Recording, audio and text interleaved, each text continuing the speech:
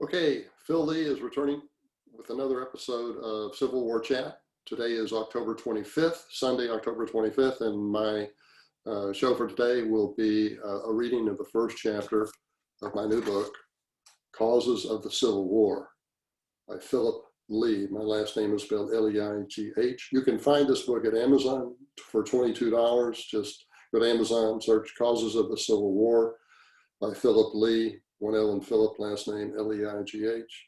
You can also buy it directly from me with a signature, and I'll pay the shipping if you're in the United States. The price will be $25. Just look below here and I'll give you my email address. But instead of using the @ symbol, I'm going to put parentheses and then capital A-T, which means that you need to substitute there the @ symbol. But if I use the @ symbol, bots can pick it up and I'll get spam email. So with no further delay, let's go ahead and get started on the book. Nearly all historians contend that Southerners caused the Civil War by illegally seceding from the United States in order to perpetuate Black slavery. The original seven-state Confederacy started the fighting when it bombarded federally owned Fort Sumter in South Carolina's Charleston Harbor. Northerners virtuously responded by suppressing the Confederate Rebellion, which included 4 additional states after Sumter, thereby ending slavery and intending to establish a more perfect postbellum union that would provide racial equity for ex-slaves. Almost all of the above synopsis is wrong or deceptive. First, secession did not cause the war. Northerners could have evacuated Fort Sumter before the shooting and let the 7 cotton states depart in peace. The reasons why they didn't are seldom investigated, but upon examination, it is revealed that the Northerners went to war chiefly to avoid the economic consequences of disunion. Among such consequences would have been the effects of a low-tariff Confederacy adjacent to the Federal Union. The overpriced goods of the tariff-protected Northern manufacturers would have lost their Southern markets to more efficient European producers. Federal tax revenue, predominantly reliant upon customs duties, would have declined by the amount Southerners paid that was implicit in the price of the imported goods they consumed. Northerners would have also lost their legal monopoly on Southern coastal shipping as the seceded states allowed competitors to enter the market. Finally, the Federal Union would have lost about 60% of its exports, thereby becoming a perpetual debtor nation to its trading partners. Second, the alleged illegality of secession is only presumed now in retrospect. In 1860, there was no consensus on the legal status. In fact, the northern states threatened secession at least 5 times during America's first 60 years.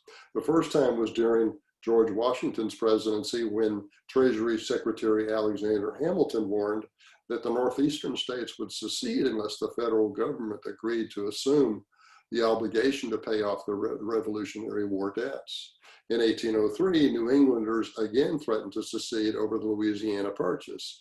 They worried that the new territories would ultimately become new states, thereby requiring New England to lose influence in the federal government. A dozen years later, they would ask for a constitutional amendment requiring a 2/3 congressional vote before admitting any new state. Regarding the 1803 incident, Connecticut Senator James Hillhouse warned, quote, "The eastern states must and will dissolve the government," close quote. He warned the eastern, if they did not get their way. Other notable New Englanders, such as John Quincy Adams, Elbridge Gerry, Fisher Ames, Hosea Quincy, Timothy Pickering, and Joseph Story, endorsed his position. In 1807, New England again threatened secession after America announced a trade embargo, hoping to avoid the War of 1812 by use of economic sanctions. New Englanders objected because their region was then America's maritime center. After the embargo failed, Congress declared war on Great Britain during President James Madison's first administration, but New Englanders cooperated little in our nation's defense. They traded liberally with the enemy and refused to put their militia into federal service as ordered by President Madison. When the British finally blockaded New England during the last 7 months of the 30-month war, the region held a convention in Hartford to discuss secession and other steps to protect their interests from federal powers. In January 1815, the convention sent emissaries to President Madison to demand 5 additional constitutional amendments. Upon arriving in Washington, they learned that the war had ended and they went home in embarrassment. Even as late as 1844, leaders in the northeastern states threatened to secede over the proposed annexation of Texas. In 1843, 12 congressmen, including former President John Quincy Adams, signed a public letter claiming that Texas annexation would not only result in secession of, quote, free states, close quote, but would, quote, fully justify it, close quote.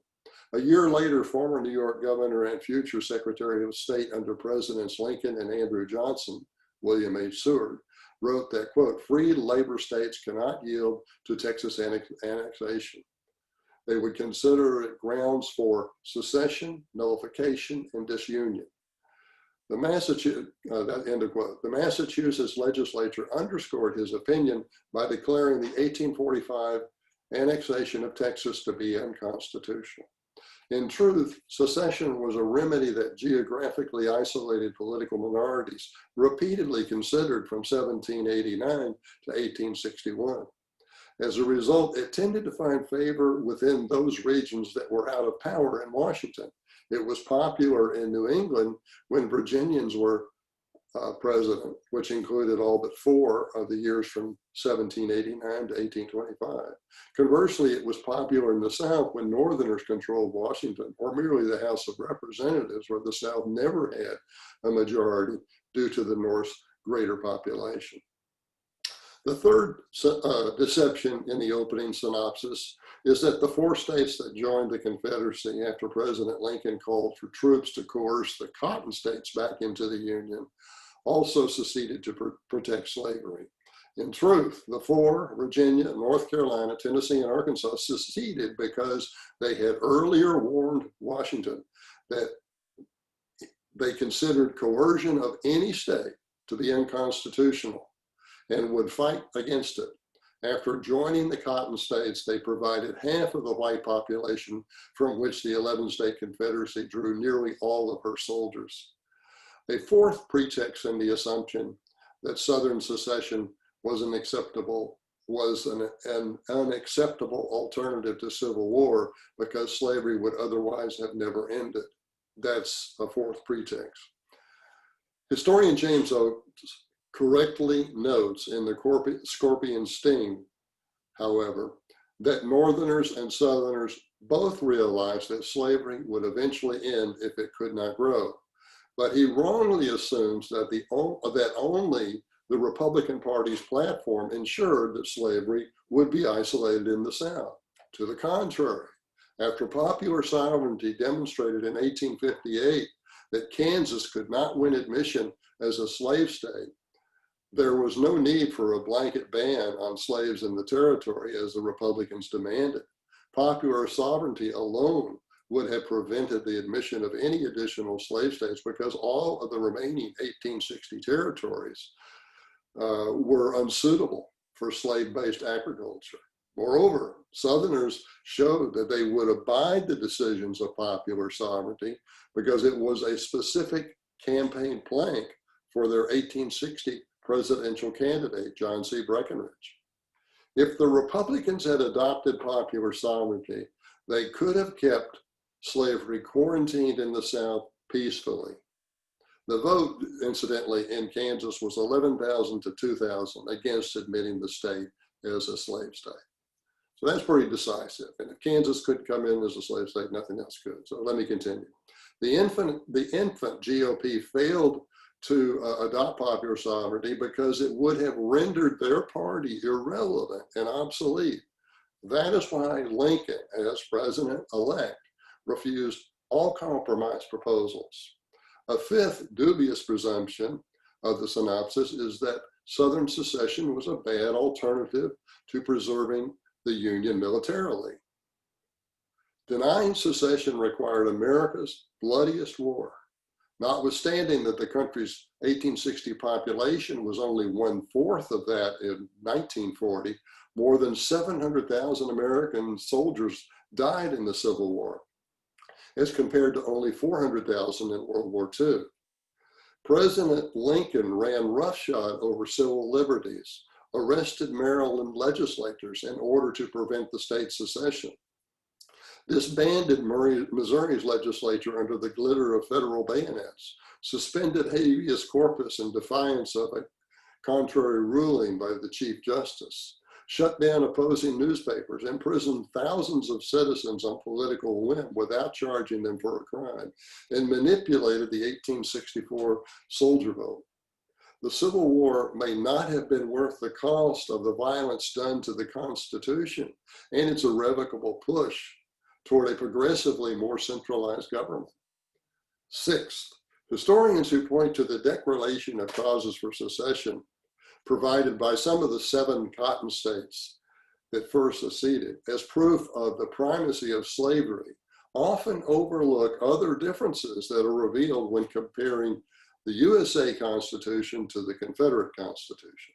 Unlike the federal Constitution, the Confederacies did not permit protective tariffs. Southerners were ahead of their time in recognizing the benefits of worldwide free trade. They also outlawed public works spending, which were instead to be financed by private industry or the states themselves.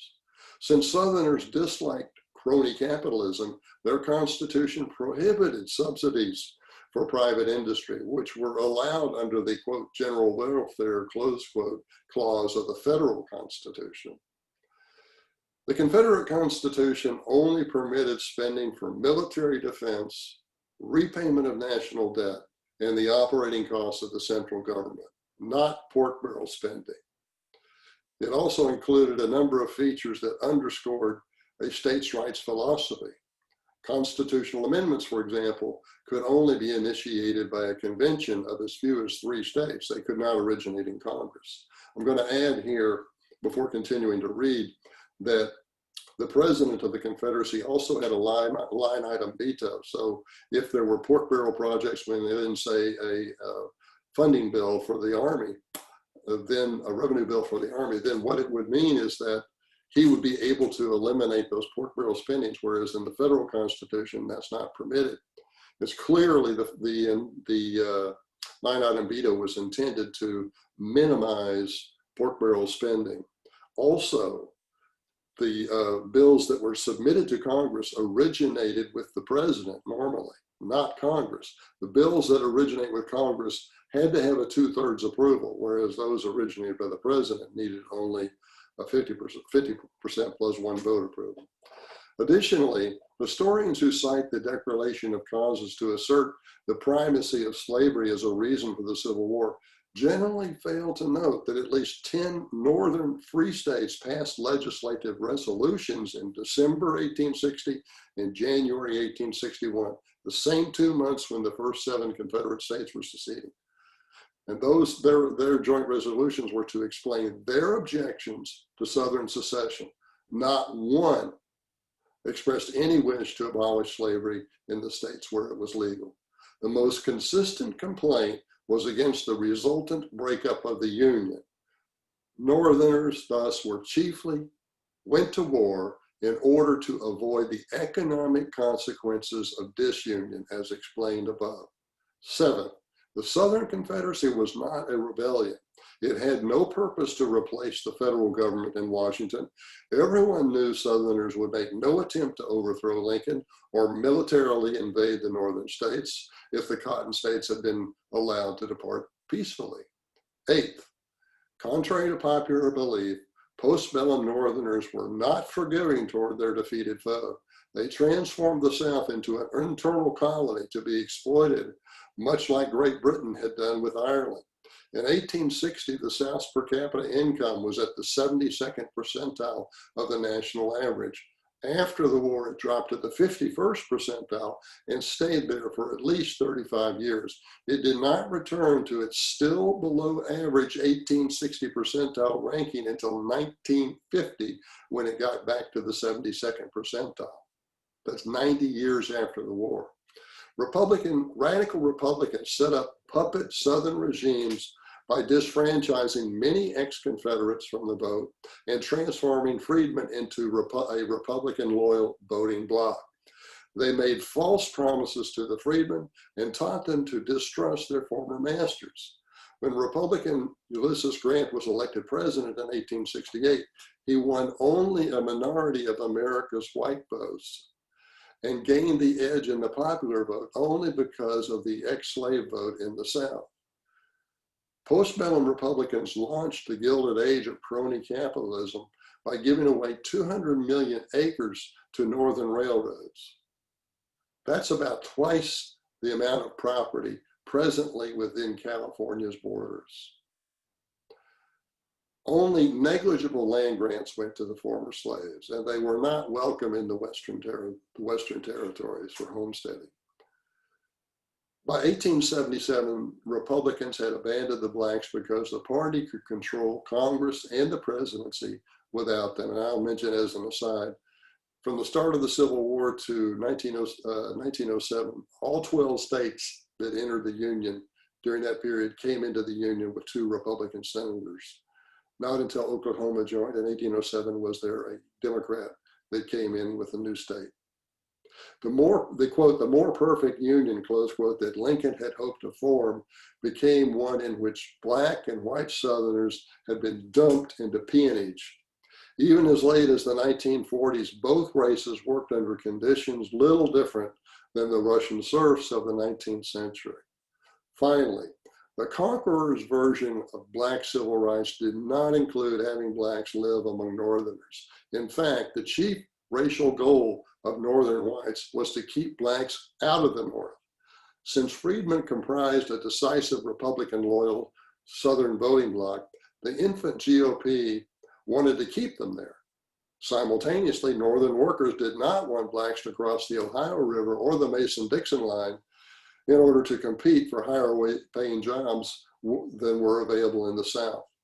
Republican Congressman George Boutwell, who later became Treasury Secretary under President Grant, proposed to reserve the states of South Carolina and Florida exclusively for blacks, even if whites had to be forcibly relocated.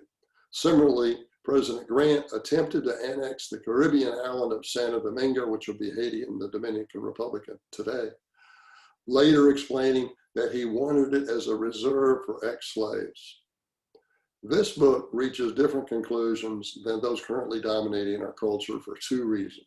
First and foremost, it is free of academic censorship. History professors and academic presses are intolerant of interpretations other than their own. Moreover, since nearly all of them agree with one another, they have convinced themselves that their viewpoints are not merely accurate, but uncompromisingly virtuous. During the past 35 years, they have transplanted their narcissism and intolerance into their students in an apparent egotistical attempt to somehow live forever. Such historians will accept as PhD candidates only those students whose opinions fit into an ever narrower Overton window of allowable topics. Consequently, they portray Confederate memorials as subjects for derision and fit objects for mob destruction. Second, this book examines facts that modern historians ignore or minimize. One example is Breckinridge's popular sovereignty platform plank in the 1860 election against Lincoln.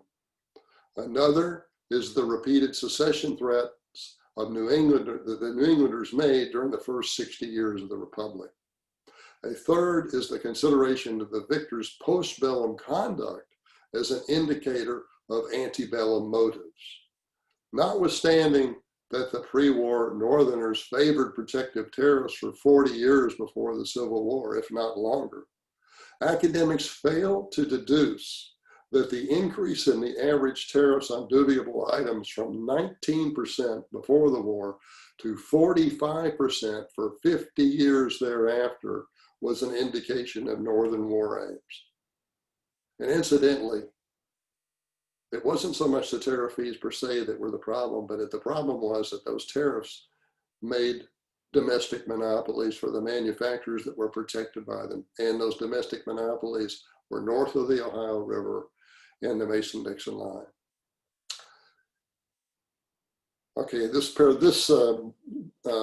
chapter ends with the following paragraph. Since the popular understanding of Civil War causes has become corrupted, it is best to learn the truth by first identifying the initial cracks in the Federal Union, which date to President Washington's first term.